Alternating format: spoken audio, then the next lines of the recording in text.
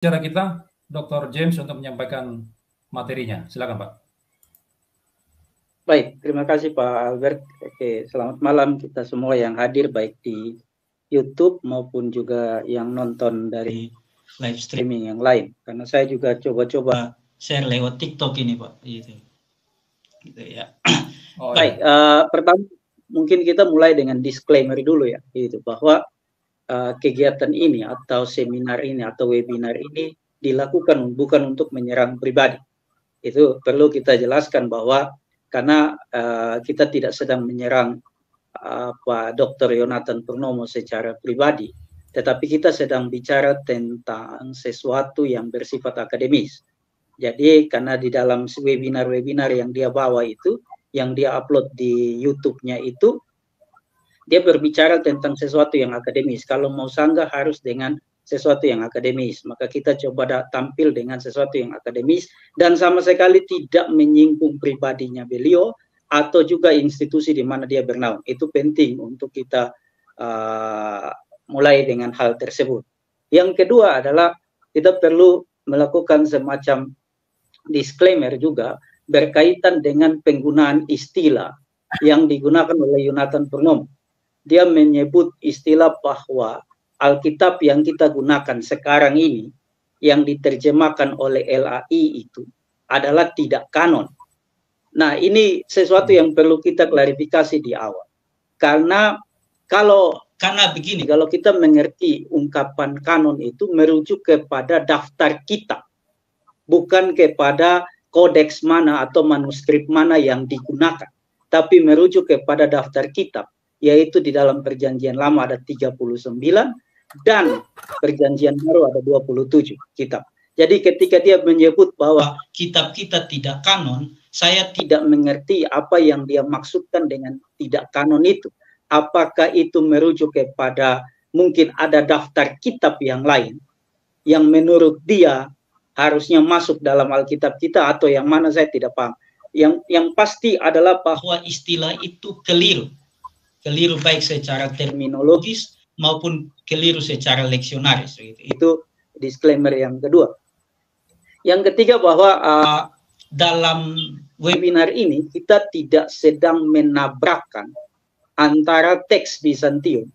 Istilah teks Bizantium itu adalah istilah yang digunakan untuk merujuk kepada naskah-naskah perjanjian baru di dalam bahasa Yunani yang beredar di wilayah Kekaisaran Bizantium, gitu, atau yang diedarkan pada era masa di mana Kekaisaran Bizantium itu begitu kuat. Nah, kita tidak sedang menabrakkan antara teks yang satu, teks Bizantium dengan teks-teks yang lain. Jadi ini tidak sedang upaya untuk membandingkan, mencari mana yang benar atau mencari mana yang salah dari ketiga atau keempat jenis teks yang ada itu. Nanti kita akan lihat itu. Jadi kita tidak sedang bicara untuk menabrakkan atau mencari-cari kesalahan Bizantium. Persoalannya adalah ketika kita bicara teks Bizantium, ini didasarkan kepada pernyataan Dr. Purnomo yang tadi sempat disinggung oleh Pak Albert. Itu berkaitan dengan bahwa teks ini adalah nol kesalahan. Gitu. Jadi kita coba untuk menampilkan bahwa pandangan itu atau pernyataan itu atau kesimpulan bahwa teks Bizantium ini adalah nol kesalahan, itu adalah sesuatu yang kita mau bilang bahwa itu adalah sesuatu yang secara akademik, secara ilmiah sangat tidak bertanggung jawab. Jadi itu disclaimer kita bahwa supaya kita jangan yang hadir atau yang nonton ini jangan berpikir bahwa teks Bizantium itu adalah teks yang mau kita hajar atau mau kita jelek-jelekin. No, itu bukan tujuan kita. Itu hal yang penting untuk kita mulai di awal atau penting untuk kita mengerti di awal supaya jangan ada asumsi bahwa seolah-olah bahwa kita sedang menabrakkan teks-teks yang ada. Itu tidak begitu. Nah, saya mulai yang pertama itu adalah gini, saya bawa pengantar dulu. Saya bawa dengan pengantar dulu mengenai apa yang disebut dengan studi kritik tekstual itu. Itu lalu saya coba jelaskan sedikit mengenai metode-metode yang ada di dalam kritik tekstual. Lalu kemudian baru kita merujuk kepada teks Bizantium gitu. Nah, Next Pak Albert, itu di slide yang pertama. Jadi saya pilih judul studi kritik tekstual perjanjian baru. Sebenarnya saya juga bukan yang ahli sekali dalam studi kritik teks, karena saya jujur aja kalau mau dibilang bahwa bukan ahli kritik teks, karena kalau saya hanya meminjam atau istilahnya menggunakan penelitian-penelitian yang dilakukan oleh para scholar, para ahli yang memang meneliti secara langsung teks-teks perjanjian baru itu dalam bentuk perkamen atau dalam bentuk papirus atau dalam bentuk kodeks itu. Saya sama sekali tidak punya akses untuk itu. Saya sama sekali tidak punya akses itu. Tapi saya meminjam apa yang telah disampaikan oleh para scholar, terutama ahli kritik teks, Bruce Metzger, kemudian Eldon J.F. dan juga Maurice Robinson, D.C. Parker, dan banyak lagi. Jadi saya tinggal meminjam apa yang mereka punya untuk kemudian membuat presentasi ini. Jadi saya sama sekali bukan ahli kritik teks. Karena ahli kritik teks itu adalah orang yang memang langsung meneliti teks-teks itu dalam naskahnya sendiri. Nah, kalau saya kan tidak punya akses untuk itu. Nah, yang pertama adalah kita bicara tentang apa yang dimaksudkan dengan studi kritik tekstual. Nah, studi kritik tekstual ini termasuk atau seringkali juga disebut dengan lower criticism. Jadi lower criticism itu bukan merujuk ke atau yang disebut dengan kritik rendah ya. Kritik rendah itu bukan berarti kritik itu ecek-ecek, tidak. Tetapi karena posisinya ada jadi kritik tinggi itu adalah kritik historis dan kritik sastra. Lalu dia bikin semacam sebuah lingkaran U begitu. Jadi kritik tinggi itu kritik sastra, kritik historis, kritik bentuk. Dan itu ada dalam wilayah yang di bagian atas. Kalau kita bentuk semacam garis U itu. Lalu dia ada U yang simetris ya, bukan U yang vertikal. Jadi dia disebut kritik tinggi. Lalu kritik rendah itu adalah salah satunya adalah studi kritik teks. Gitu. Jadi bukan menunjukkan kepada superioritas dari kritik itu. Dan istilah kritik itu tidak harus dimengerti dalam pengertian mencari-cari kesalahan.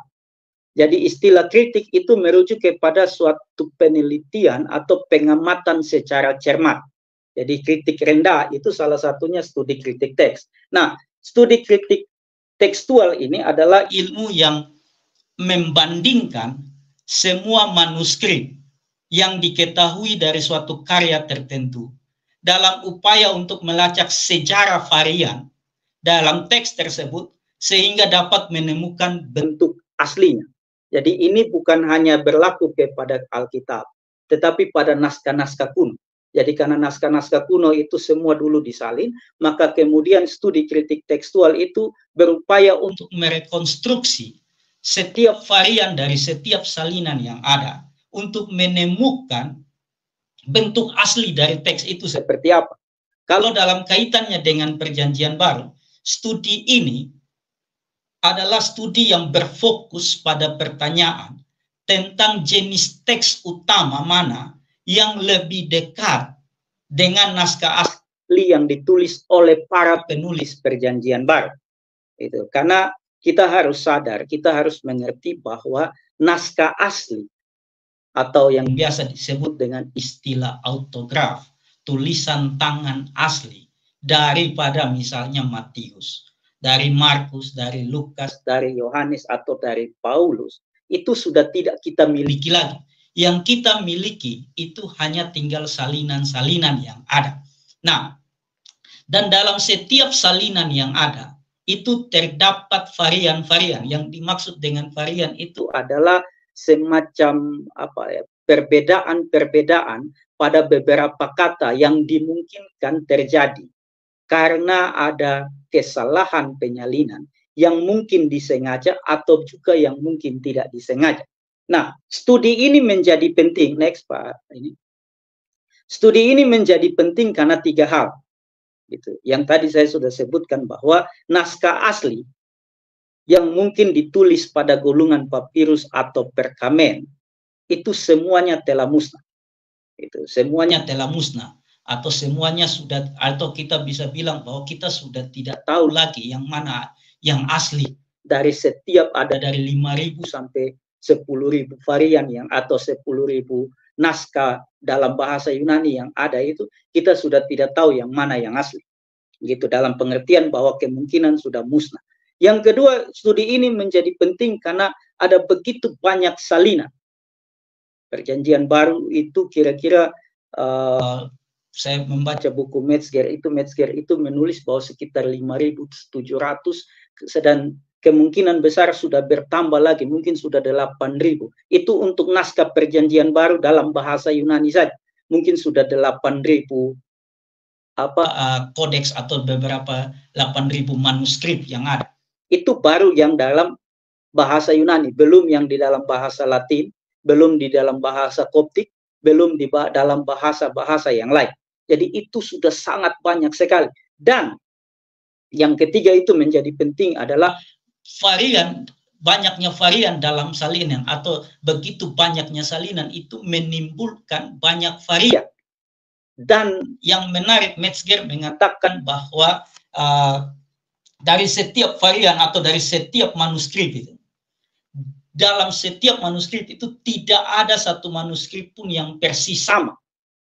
Tidak ada satupun manuskrip yang persis sama. Jadi misalnya kalau kita membandingkan Sinaiticus dengan Vaticanus, itu dua manuskrip yang sama-sama yang disebut dengan manuskrip Alexandria. Itu dua manuskrip yang tidak persis sama.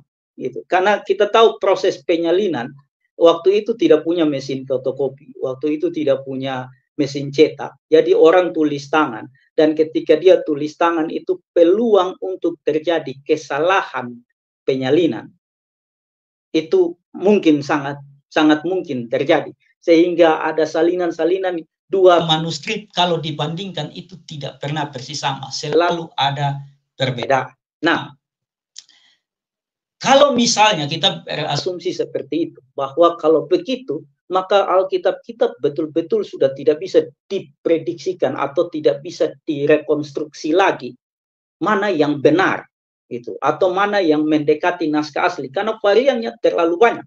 Dan karena variannya terlalu banyak, kira-kira kalau begitu pertanyaannya adalah bagaimana kita bisa yakin bahwa teks yang kita gunakan itu masih bisa mendekati atau minimal mendekati atau memang sesuai dengan bentuk aslinya.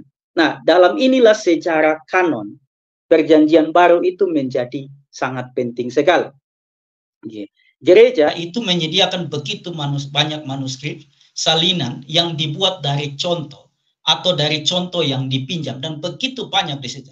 Periode awal salinan itu dibuat secara pribadi. Jadi kalau kita belajar sejarah teks itu, sejarah perjanjian baru, bahwa teks-teks itu dibuat itu dulu disalin secara pribadi, tetapi kemudian nanti di abad ke-4, abad ke-3, ketika kekristenan menjadi agama negara, maka salinan itu berada pada satu kelompok profesional yang memang ditugaskan untuk menyalin. Kalau dulu itu orang menyalinnya secara pribadi, karena kekristenan belum menjadi agama negara, dan kemudian orang masih sulit sekali menemukan perkamen, menemukan papirus, maka dan juga jemaat yang tersebar di banyak tempat, maka tidak mungkin untuk membagi kitab itu, maka kemudian mereka melakukan penyalinan secara pribadi, lepas pribadi. Gitu. Itu penyalinan secara pribadi, dan penyalinan itu dilakukan untuk dibagikan kepada gereja-gereja yang lain atau kepada jemaat-jemaat yang lain. Nah, jadi itu sejarahnya sampai abad ke-4 ketika kekristenan menjadi agama negara. Di situ kemudian baru proses penyalinan Alkitab itu berada pada kelompok yang disebut dengan penyalin profesional. Itu. Nah, studi kritik teks sendiri ini, lanjut Pak Abin. Studi kritik teks sendiri ini adalah studi yang kita harus jujur bahwa ini rumit. Seorang ahli kritik teks namanya Ernst Boger, dia bilang bahwa studi kritik teks itu seperti sebuah pekerjaan detektif. Pekerjaan detektif karena ini pekerjaan yang membutuhkan pengetahuan yang cukup luas berkaitan dengan ribuan manuskrip yang ada. Jadi tidak hanya sekedar dapat satu manuskrip, lalu kemudian kita terima itu sebagai yang benar. No, ini studi yang rumit sekali. Ini studi yang membutuhkan keuletan. Ini studi yang membutuhkan ketekunan begitu luar biasa. Dan ini studi yang membutuhkan pengetahuan yang luas berkaitan dengan manuskrip yang ada. Nah, ini Bourget bilang ini, jadi kita tidak bisa langsung mengambil satu kesimpulan ketika ketemu satu teks, lalu dalam bahasa Yunani, lalu kita bandingkan hanya dengan, misalnya kita bandingkan Sinaiticus saja dengan Vaticanus, lalu kemudian kita ambil kesimpulan. No, itu tidak bisa. Itu karena ini studi yang harus betul-betul. Jadi kalau kita sudah dapat satu fakta, misalnya membandingkan Vaticanus dengan ini, kita perlu bandingkan dengan yang lain untuk menemukan semakin banyak fakta untuk merekonstruksi. Jadi ini tidak sekedar lalu datang bilang, oh ini yang paling sempurna, ini yang paling benar, dan seterusnya. Itu bukan studi kritik teks, gitu. Tapi ini adalah studi yang membutuhkan ketekunan dan seterusnya. Nah, itu ya, jadi nah, dalam studi kritik teks itu pada dasarnya orang bilang bagaimana kita dapat merekonstruksi sebuah teks untuk mendapatkan bentuk yang asli. Maka mereka punya dua metode. Yang pertama adalah metode dokumenter. Lalu yang kedua adalah metode eklektik. Itu eklektisisme. Gitu ya. Metode dokumenter itu apa? Metode dokumenter adalah sebuah metode yang mencoba menentukan bentuk asli dari sebuah teks melalui proses dokumenter, yaitu mengumpulkan semua manuskrip mengenai teks-teks yang ada tersebut menurut klasifikasinya yang sudah ditetapkan berdasarkan pada gaya dan karakteristik penyalinan dari manuskrip tersebut. Lalu kemudian menentukan teks mana yang terbaik dari kelompok manuskrip tersebut untuk dibandingkan dengan teks terbaik dari kelompok manuskrip lain. Sederhananya begini. Studi dokumenter itu adalah studi yang kemudian, jadi misalnya kita bilang ini teks Bizantium. Gitu. Teks Bizantium itu semuanya dikumpulkan. Lalu kemudian dalam itu kemudian dibanding-bandingkan. Dalam semua apa yang disebut dengan teks Bizantium itu dikumpulkan, lalu kemudian dibahas, dicari-cari lalu dapatkan yang terbaik.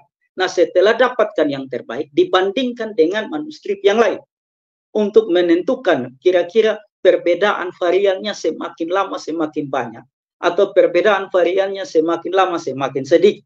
Itu. Nah, beban terberat dalam metode dokumenter ini adalah menentukan manuskrip mana yang terbaik dari klasifikasinya. Itu satu pekerjaan yang kita harus bilang bahwa misalnya ada 500 manuskrip misalnya dari teks Bizantium. Nah, untuk menentukan yang terbaik dari 500 itu saja, itu sudah suatu pekerjaan yang beratnya luar biasa. Itu suatu pekerjaan yang sulitnya dan beratnya luar biasa. Gitu. Nah, untuk menentukan itu saja, itu sudah berat. Lalu mau bandingkan dengan manuskrip yang terbaik dari klasifikasi yang lain. Ini suatu metode yang kemudian pada akhirnya hampir tidak banyak lagi yang menggunakan. Karena saking sulitnya, saking ribetnya, saking beratnya, dan saking butuh satu analisa yang begitu kuat, maka kemudian banyak orang yang kemudian meninggalkan metode dokumenter ini. Nah, cara kerja dari metode dokumenter ini bisa diimplementasikan dalam dua model. Model yang pertama adalah menggolongkan teks-teks tersebut menurut persebaran geografis. Itu jadi persebaran geografis. Lalu yang kedua adalah dengan mengumpulkan semua manuskrip sesuai dengan kitab tersebut. Jadi misalnya mengumpulkan semua manuskrip yang berkaitan dengan kitab Markus. Semuanya dikumpul, kemudian dicari mana yang terbaik dari semua manuskrip yang ada itu tentang kitab Markus. Tapi sekali lagi, kesulitan terbesar adalah menentukan mana manuskrip yang terbaik. Karena ini sangat bisa subjektif sekali. Nah, tapi yang pertama tadi, dalam studi dokumenter ini atau metode dokumenter ini adalah mengumpulkan teks-teks berdasarkan persebaran geografisnya. Nah, dalam persebaran geografisnya, coba lanjut Pak. Lanjut. Nah, dalam persebaran geografisnya itu ada orang membagi, para scholar membagi persebaran geografis teks itu dalam 4 kategori ya, atau 4 wilayah gitu. 4 wilayah. Ada yang juga hanya membaginya dengan 3, karena misalnya Eastern Kaisarea itu kan ya bagian dianggap itu hanya punya hubungan genealogis dengan teks-teks yang lain. Jadi mereka membaginya itu dalam 4. Yang pertama itu adalah teks Alexandria. Teks Alexandria itu ada 2 yang sangat terkenal tadi yang saya sebut, Sinaiticus dengan Vaticanus. Itu teks-teks Alexandria. Itu sebentar. Ada teks Alexandria.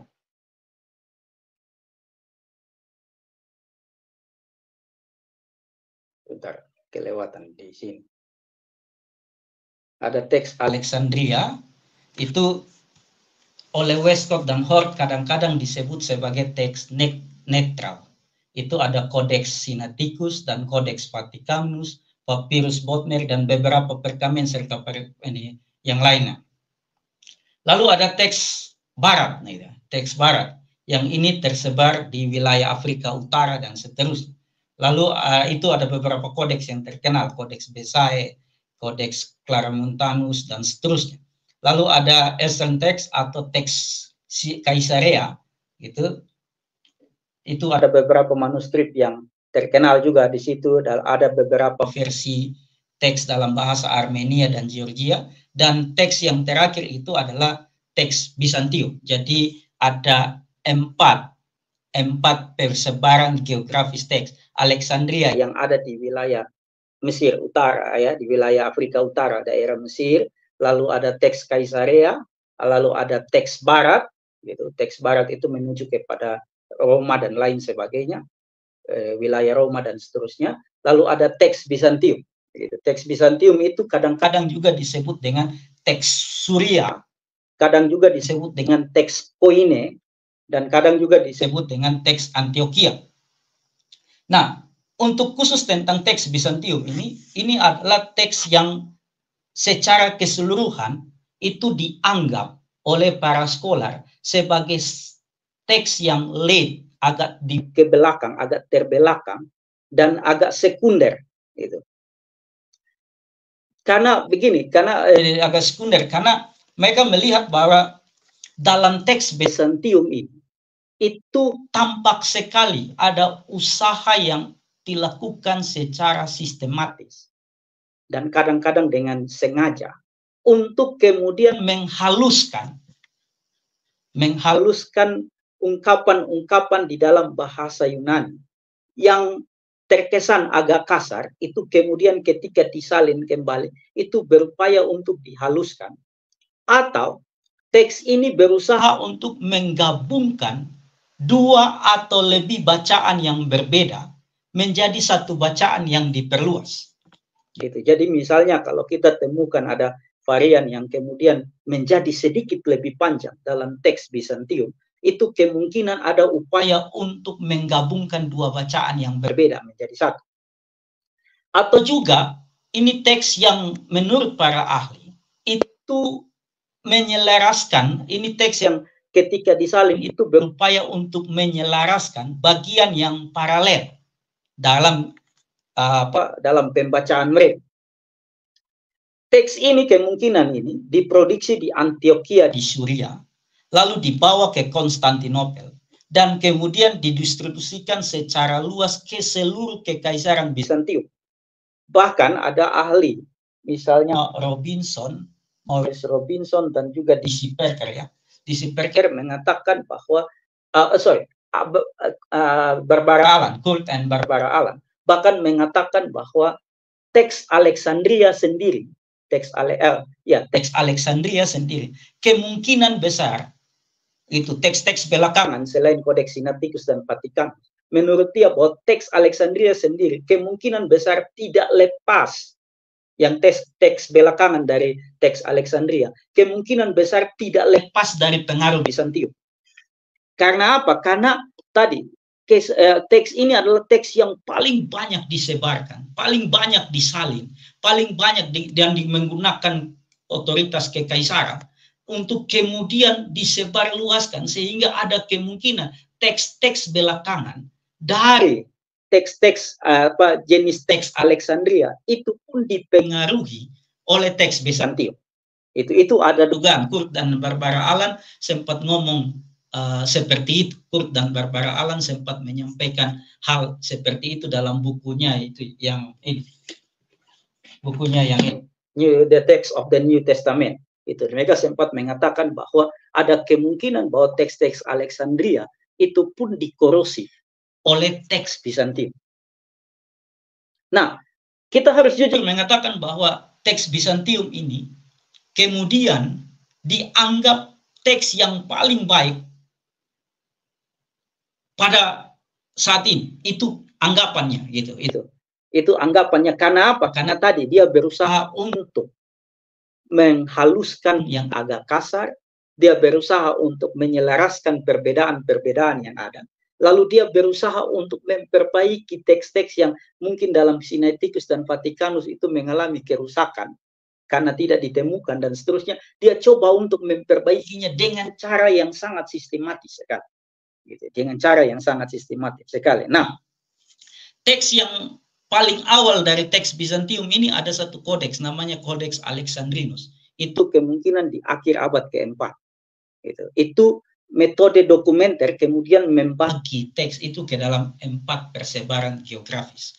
Yang berikut adalah metode eklektik. Yang tadi saya sempat bilang tadi ada 2 metode, dokumenter dan eklektik. Nah, metode eklektik ini ada 2. Ada Troglodyte eclecticism, ada Resonant eclecticism. Nah, untuk Troglodyte eclecticism itu mirip seperti pembuktian teks itu dalam bukti internal. Gitu, dalam bukti internal dan lain sebagainya. Lalu kemudian yang Reason itu berusaha menggabungkan antara bukti internal dengan bukti eksternal. Kalau tadi dokumenter itu lebih banyak memperhatikan bukti eksternal. Nah, yang eklektik yang pertama itu memperhatikan bukti internal. Jadi dia mengatakan bahwa sebuah varian itu kemudian direkonstruksi untuk menemukan mana yang benar, mana yang salah, itu dari bukti internal. Ada yang dia sebut dengan 3 hal itu. Yang pertama itu adalah dia sebut dengan 3 cara itu.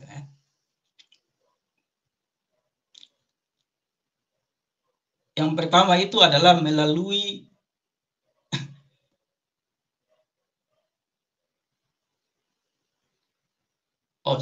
Jadi Troglodyte eclecticism itu berusaha untuk melihat teks itu dari pembuktian internal. Jadi dia misalnya begini. Pembuktian internal itu misalnya dia bilang begini. Kalau ada 2 teks, yang satu itu lebih panjang, dari yang satu. Misalnya ada satu kisah, lalu kemudian ada semacam, misalnya bandingkan antara Sinaiticus dengan Alexandrinus. Itu.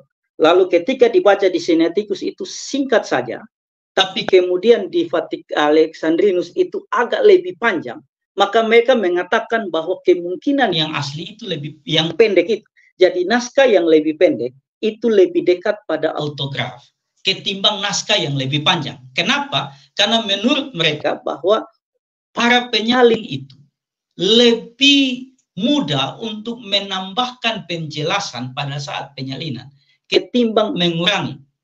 Dan yang kedua, alasan yang kedua kenapa bahwa yang lebih pendek itu lebih asli, karena menurut mereka juga bahwa para penyalin itu tidak akan berani menghilangkan kata-kata di dalam Alkitab, karena mereka percaya Alkitab itu firman Tuhan atau kitab itu adalah firman Tuhan, dan mereka tidak berani untuk menghilangkan kata-kata yang diilhamkan Allah itu.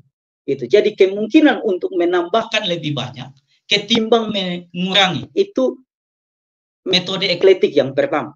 Nah, metode yang kedua itu adalah metode yang melihat menggabungkan antara metode dokumenter dan juga metode pembuktian eksternal dan pembuktian internal. Jadi metode Reason eclecticism itu adalah upaya untuk menggabungkan antara 2 metode, 2 pendekatan, 2 pembuktian itu, internal dan eksternal. Nah, ini metode yang kemudian lebih banyak digunakan oleh para ahli, oleh para scholar sekarang itu. Kalau di Kurt Aland dan Barbara Aland, mereka bilang lokal genealogis teks. Jadi mereka pakai istilah yang berbeda, tetapi pengertiannya atau yang dimaksudkan itu sama dengan recent eclecticism itu. Kurt dan Barbara Aland pakai istilah yang lain, local genealogic base gitu, teks gitu. Jadi itu mereka pakai istilah yang lain. Kalau Kilpatrick itu bahkan pakai istilah yang lain lagi, dia pakai bilang qualitative method gitu, untuk menyebutkan trophoging atau recent eclecticism itu. Nah itu metode kritik tekstual. Silakan lanjut Pak. Nah kita lanjut ke, jadi ada dua model ya, ada dua metode yang digunakan oleh para ahli gitu. Jadi mereka pakai pembuktian eksternal dan juga pembuktian internal gitu. Lalu bagaimana dengan teks Bizantium? Tadi sudah sempat saya jelaskan. Teks Bizantium ini adalah salah satu teks yang paling cepat diperluas pengaruhnya, mulai dari abad ke-4 hingga menjadi teks yang dominan di gereja dalam Kekaisaran Bizantium. Teks Bizantium ini penting. Ini bukanlah teks yang monolitik, artinya tidak punya varian. Itu karena dalam teks itu pun sendiri punya, dalam apa yang disebut dengan teks Bizantium itu, jenis teks Bizantium itu ada banyak kodeks, ada banyak manuskrip di dalam, dan bukan berarti bahwa semua manuskripnya itu sama. Jadi ketika misalnya Yonatan Purnomo bilang bahwa teks Bizantium ini adalah teks yang paling sempurna, maka pertanyaannya yang mana yang dia maksudkan? Karena misalnya kalau kita belajar bahwa Textus Receptusnya Desiderius Erasmus itu adalah, kalau kita bisa sebut bahwa dia adalah edisi paling modern dari teks Bizantium. Tapi toh kalau dalam penjelasannya si Yonatan Purnomo mengatakan bahwa Textus Receptus pun banyak sekali kesalahan. Jadi ketika dia berkata teks Bizantium, maka pertanyaannya yang mana? Karena teks ini pun tidak monolitik. Artinya tidak satu, bahwa tapi banyak juga, ada juga banyak varian di dalam. Nah, di dalam studi kritik teks, teks Bizantium itu dianggap late, belakangan, dan sekunder. Westcott Hort bilang kenapa dia dianggap late dan sekunder? Karena tiga hal. Nanti kita lihat pelan-pelan. Ada tiga hal, yaitu keterbelakangan teks Bizantium ditunjukkan oleh penggunaan teks Barat, Alexandria dan Eastern yang lebih duluan. Itu. Tadi saya sempat bilang bahwa kodeks yang paling tua dari teks Bizantium itu adalah kodeks A, Alexandrinus, dan kodeks W, Washingtonus. Nah, kodeks A itu terdaftar itu paling tua itu akhir abad ke-4. Dibandingkan misalnya dengan kodeks Sinaiticus dan kodeks Vaticanus, maka kodeks Alexandrinus itu agak di belakang. Gitu. Itu agak di belakang. Lalu juga misalnya bahwa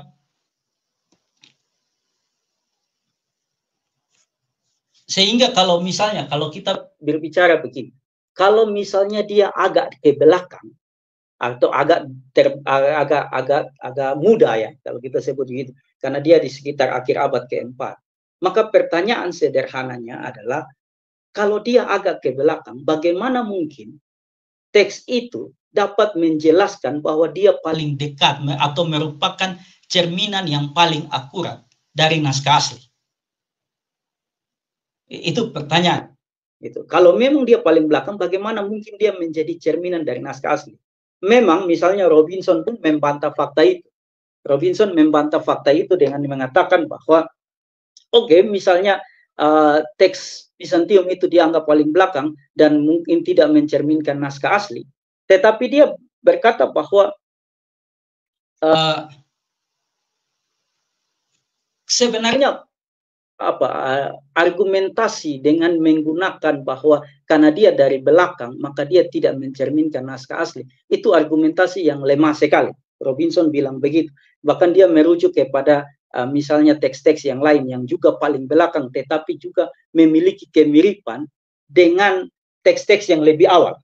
Gitu. Jadi dia menampilkan bukti bahwa oke, you boleh bilang bahwa teks Bizantium paling belakang karena itu kalau begitu tidak bisa mencerminkan naskah asli, maka pertanyaannya ada teks-teks yang lebih belakang lagi, misalnya dari Codex Alexandrinus, tetapi dia memiliki kemiripan dengan naskah yang lain, yang lebih awal. Gitu. Maka dia bilang argumen mengatakan bahwa keterbelakangan teks ini karena penggunaan dari teks ini agak belakang, itu adalah argumen yang lemah.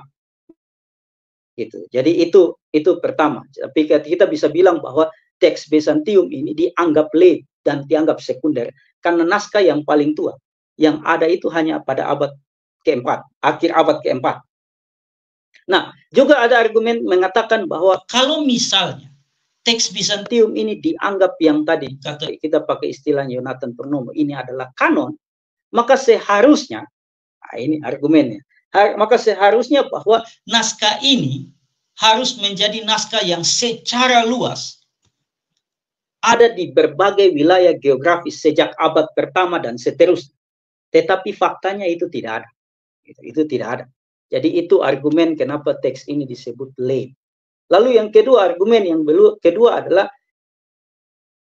pembuktian secara eksternal itu adalah oleh bapak-bapak, apakah teks ini digunakan oleh para bapak gereja. Nah, Metzger melihatkan bahwa para bapak gereja yang menulis pada abad kedua dan ketiga sama sekali tidak mengutip bacaan khas Bizantium ketika mereka mengutip kitab suci. Metzger mengatakan para penulis patristik sebelum Basil Agung dan Chrysostom tidak menunjukkan adanya hubungan dengan teks Bizantium. Jadi kalau Yonatan Purnomo mengatakan bahwa teks ini teks yang adalah kanon, para bapak gereja tidak gunakan itu. Gitu. Lalu yang ketiga, keterbelakangan teks ini melalui internal pembacaan. Jadi kita bisa lihat bahwa tadi saya sudah jelaskan, teks ini teks yang lebih panjang, atau kodeks ini itu berisi varian yang lebih panjang ketimbang varian teks-teks yang lain.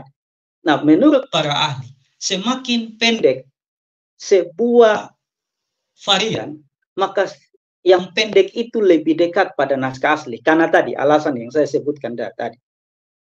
Nah, teks ini adalah teks yang berusaha untuk menghaluskan kekasaran bahasa. Ini teks yang berusaha untuk menghaluskan kekasaran bahasa yang ada dalam bahasa Yunani. Jadi ini memang dia agak sedikit lagi soft, lebih lembut, dan bahkan teks ini tampak sedikit menghilangkan kontroversi. Kalau saya tidak salah dalam bacaan atau pernah nonton videonya si Yonatan Purnomo itu dia sebut misalnya dalam bacaan Injil yang bilang tidak mengenai hal waktu dan kedatangan Tuhan, Yesus kembali tidak ada seorang pun yang tahu, anak pun juga tidak tahu. Itu kemudian dia ganti dengan kalimat malaikat juga tidak tahu. Kenapa? Karena ungkapan anak tidak tahu itu seakan-akan bertentangan dengan doktrin iman Kristen. Seakan-akan dalam pandangan orang itu, maka kemudian mereka berusaha mengganti itu dengan kalimat malaikat pun juga tidak tahu. Gitu. Dan sekali lagi teks Bizantium bukan teks yang monolitik. Gitu. Teks yang bukan monolitik. Ini teks yang juga memiliki banyak varian. Kesalahan itu. Ini. Kalau baca bukunya ini di si Parker, ketika dia bicara tentang teks Bizantium itu dia punya satu istilah yang menarik sekali. Dia bilang begini, kesalahan dari orang-orang yang mengagungkan teks Bizantium adalah begini. Dia bilang begini. Sorry, saya cari dulu di mana saya simpan. Oh. Dia bilang ada satu kalimat yang saya senang sekali. Dia mengatakan begini, masalah mendasar dari orang-orang yang punya pemahaman tentang teks mayoritas atau Bizantium priority itu adalah bahwa mayoritas orang-orang itu atau mayoritas teks mayoritas itu bukanlah bahwa atau teori mengenai teks mayoritas atau Bizantium prioritas itu bukanlah teori yang bermasalah atau salah secara historis, tetapi bahwa teori tersebut merupakan teori prakritis yang mencoba menggunakan alat-alat kritis. Jadi dia seolah-olah dia mau bilang begini, orang-orang yang percaya kepada dan mengakui bahwa teks Bizantium sebagai teks yang paling sempurna, nol kesalahan, itu secara historis itu dia tidak punya kesalahan, tetapi secara metodologi dia sangat keliru.